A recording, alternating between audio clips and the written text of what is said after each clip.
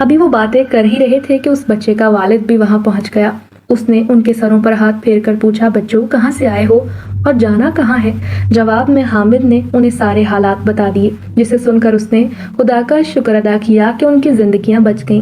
اس نے اپنا نام عبد الرحیم بتایا۔ انہوں نے اسے بتایا کہ گاؤں میں ان کے نانا رہتے ہیں۔ کہ سن کر اس نے دونوں کو ساتھ لیا اور وہ باتیں کرتے ہوئے مختلف گلیوں سے گزرتے ہوئے گاؤں میں جا پہنچے۔ اس وقت حویلی میں ایک بڑے سے کمرے میں بہت سارے افراد بیٹھے ہوئے تھے۔ حامد اور عمیر کو ان لوگوں نے درمیان میں بٹھایا ہوا تھا اور وہ انہیں تمام تفصیل بتا رہے تھے۔ ان کے نانا ابا تو سخت ناراض ہو رہے تھے کہ ان لوگوں کو بتانا چاہیے تھا کہ وہ کس دن اور کس ٹرین سے گاؤں آ رہے ہیں، تاکہ انہیں لینے کے لیے وہ بندے بھیج دیتا اور انہیں اس طرح کی پریشانی کا سامنا نہ کرنا پڑتا۔ سرکٹے کی افواہ تمام گاؤں میں پھیل چکی تھی اور اس نے ان لوگوں کے سچ کی تصدیق کر دی تھی جن لوگوں نے سرکٹے کو یوں اچانک نہر پر ٹہلتے دیکھا تھا۔ چودھری عبد الحمید نے ان کی باتیں سن کر فیصلہ کر لیا تھا کہ اب اس سرکٹے کو تلاش کر کے فوراً ختم کرنا ہوگا، اس سے پہلے کہ کوئی بے گناہ شخص اس کے ستم کا نشانہ بن جاتا۔ رات کا پچھلا پہر ہوگا جب 10 افراد کی ٹولی لالٹین ہاتھ میں لیے چپکے سے رات کے گھپ اندھیرے میں نہر کی طرف جانے والے راستے پر خاموشی سے چلتی جا رہی تھی۔ یہ بستی بخشہ پور کے چودھری عبد الحمید کے آدمی تھے۔ ان میں حامد اور عمیر بھی شامل تھے۔ ان کے نانا کے منع کرنے کے باوجود دونوں نے ان کے ساتھ جانے کی ضد کی تھی۔ اس کے باوجود انہیں ساتھ بھیجنے میں چودھری نے سختی سے منع کیا تھا، مگر دونوں کی ضد اور ہٹ دھرمی کے آگے بالآخر انہیں گھٹنے ٹیکنے پڑے۔ مگر اس نے ان کے ساتھ جن افراد کو روانہ کیا تھا ان میں سب بہترین نشانے باز اور بہادر تھے۔ چودھری نے خاموشی سے انہیں اسلحہ وغیرہ دے کر نہر کے کھنڈرات کی طرف روانہ کیا تھا اور ان سب کو سختی سے تاکید کی گئی تھی کہ بلا ضرورت فائرنگ نہ کی جائے، کہ جس سے بستی کے افراد میں خوف و ہراس پھیلنے کا اندیشہ پیدا ہو۔ صرف اسی وقت ہی فائرنگ کی جائے جب وہ منحوس سرکٹا شیطان انہیں دکھائی دے۔ وہ سب خاموشی سے نہر کے کنارے پہنچ کر رک گئے۔ چاند کی چاندنی ہر سو پھیلی ہوئی تھی۔ نہر کے دوسری طرف جانے کے لیے ایک موٹے درخت کا تنا کاٹ کر اسے نہر کے بیچ رکھا گیا تھا، جس پر چلتے ہوئے وہ سب ایک ایک کر کے دوسری طرف پہنچ گئے۔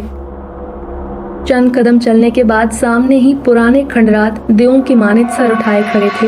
کسی دور میں شاید ان کی خوبصورتی دوسروں کو اپنی جانب متوجہ کرتی ہو، مگر اس وقت تو ان کی طرف دیکھ کر صرف خوف طاری ہو رہا تھا۔ کھنڈرات کے آثار چاند کی روشنی میں خوب چمک رہے تھے۔ ہر طرف ہو کا عالم طاری تھا۔ جھینگروں کی آوازیں اس خوفناک ماحول کو مزید ڈراؤنا بنانے میں اہم کردار ادا کر رہی تھیں۔ ہلکی ہلکی ہوا چل رہی تھی۔ جی تو چاہتا تھا کہ یہی بستر لگا کر خواب خرگوش کے مزے لوٹ لیے جائیں، مگر ایسا تصور صرف سوچنے کی حد تک تھا۔ اس کے پس پردہ جو منظر تھا اور جس مقصد کے لیے وہ سب اس وقت نکلے تھے، یہ سوچ کر سب کے رونگٹے کھڑے ہو جاتے تھے۔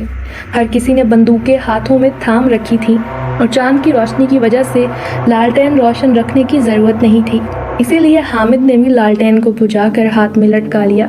وہ سب ادھر ادھر دیکھ رہے تھے، مگر دور دور تک سرکٹے کا نشان تک نہیں تھا۔ ایسا لگتا تھا جیسے اسے زمین نگل گئی ہے یا آسمان کھا گیا ہو۔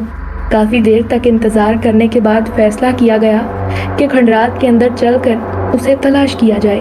ہو سکتا ہے وہ اندر کسی کمرے میں موجود ہو۔ کچھ لوگوں نے اس سے اتفاق نہیں کیا، مگر اکثریت نے جب زور دے کر اندر چلنے کے لیے اصرار کیا تو سب متفقہ طور پر آہستہ آہستہ قدم اٹھاتے آگے بڑھتے چلے گئے۔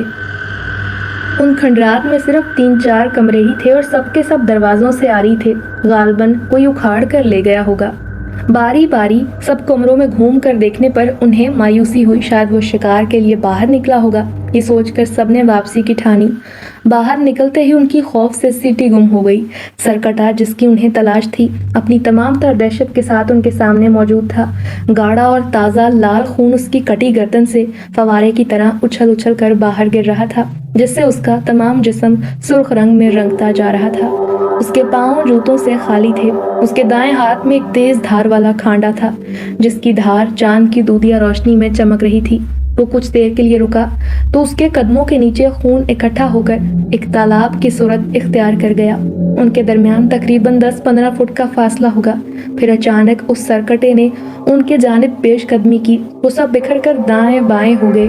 سرکٹا کھانڈا لہراتا ہوا ان کی طرف بڑھا، مگر اس سے پہلے کہ وہ ان میں سے کسی ایک کو نقصان پہنچاتا ایک شخص نے تاک کر گولی اس کے سینے پر چلائی، مگر شاید جلدی یا گھبراہٹ کی وجہ سے نشانہ چوک گیا اور گولی ایک دھماکے سے اس کے دائیں طرف نکل گئی۔ رات کی خاموشی میں گولی کی آواز سے آس پاس کے درختوں پر بیٹھے پرندے پھڑ پھڑا کر اڑ گئے تھے۔ سرکٹا تیزی سے گھوما اور دوبارہ ان کی طرف بڑھا، مگر اب وہ سب ہوشیار ہو گئے تھے۔ حامد اور عمیر چونکہ خالی ہاتھ تھے، اسی لیے دونوں ایک طرف سہمے سہمے کھڑے تھے۔ پہلے تو وہ بہت بہادری دکھا رہے تھے، مگر یوں سرکٹے کو اپنے سامنے دیکھ کر خوف کے مارے ان کی سانسیں خشک ہونے لگی۔ حامد کے ہاتھ میں لٹکتی ہوئی لالٹین نیچے گر گئی تھی۔ سرکٹا تیزی سے جھکائی دے کر ایک بار پھر اپنی طرف آنے والی گولی سے بچا، اور اس کے ساتھ ہی اس نے ہاتھ میں تھاما کھانڈا زور سے ایک شخص کی جانب اچھال دیا۔ اس کا کھانڈا ٹھیک نشانے پر لگا اور اس شخص کے سینے پر لگ کر اس کے گوشت میں دھنس گیا۔ اس کے منہ سے زوردار چیخ نکلی اور وہ زمین پر جھک کر دوہرا ہوتا چلا گیا۔ یہ دیکھ کر بستی کے دیگر افراد نے اللہ اکبر کا زوردار نعرہ بلند کرتے ہوئے اکٹھے نشانے لگائے اور گولیاں ایک تواتر سے نکل کر سرکٹے کی جانب بڑھیں۔ سرکٹے نے گولیوں کی بوچھاڑ سے بچنے کی بہت کوشش کی، مگر ان میں سے چند گولیاں سیدھی اس کے سینے میں جا گھسیں۔ وہ ایک جھٹکے سے زمین کی طرف جھکا اور اس کے سینے سے خون کا فوارہ ابل پڑا، اور دیکھتے ہی دیکھتے کچھ دیر میں خون کے تالاب میں ڈوبی اس کی سربریدہ لاش سب کے سامنے تھی۔ ابھی وہ یہ دیکھ ہی رہے تھے کہ بستی کے بہت سے افراد ہاتھوں میں لاٹھیاں اور لالٹینیں اٹھائے ان کی طرف بھاگتے چلے آ رہے تھے۔ قریب پہنچنے پر انہوں نے بتایا کہ جیسے ہی بستی میں گولی چلنے کی آواز سنائی دی تو انہوں نے کھنڈرات کی طرف دوڑیں لگا دی۔ وہ سب ان کی مدد کرنے کے لیے آئے تھے۔ راستے میں انہیں چودھری عبدالحمید بھی مل گئے تھے، جو پہلے ہی گھر سے بندوق ہاتھ میں لیے نکل پڑے تھے۔ وہاں پہنچنے پر انہیں جب یہ پتا چلا کہ سرکٹا ہلاک ہو چکا ہے تو انہوں نے ان سب کو کندھوں پر اٹھا لیا، مگر اس کے ساتھ ساتھ انہیں کرموں کے مرنے کا بھی بے حد دکھ تھا، جو سرکٹے کے ہاتھوں ہلاک ہو چکا تھا، مگر اس نے اپنی قربانی دے کر بستی کے تمام افراد کو اس موذی بلا سے نجات دلا دی تھی، ہمیشہ کے لیے نجات۔ شاید آئندہ آنے والی بستی والوں کی نسلیں کرموں کا یہ احسان کبھی نہ اتار سکیں۔ پھر بستی پہنچ کر چودھری عبدالحمید نے اگلے دن دعوت عام کا اعلان کیا، جس میں بستی کے ہر فرد نے شرکت کی اور اس شیطان کے مرنے کا بھرپور جشن منایا گیا۔ حامد اور عمیر کچھ دن اپنے نانا کے گاؤں ٹھہر کر واپس اپنے گھر لوٹ آئے، مگر آج بھی جب ان دونوں کو بخشا پور کا سرکٹا یاد آتا ہے تو خوف سے ان کے رانگٹے کھڑے ہو جاتے ہیں۔ Please like, comment and subscribe the channel Shehzad Khan Horror Stories, and thanks for watching.